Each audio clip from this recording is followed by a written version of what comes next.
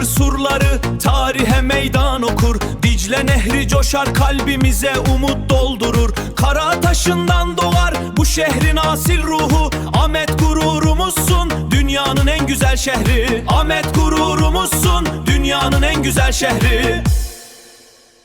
Hadi bineri!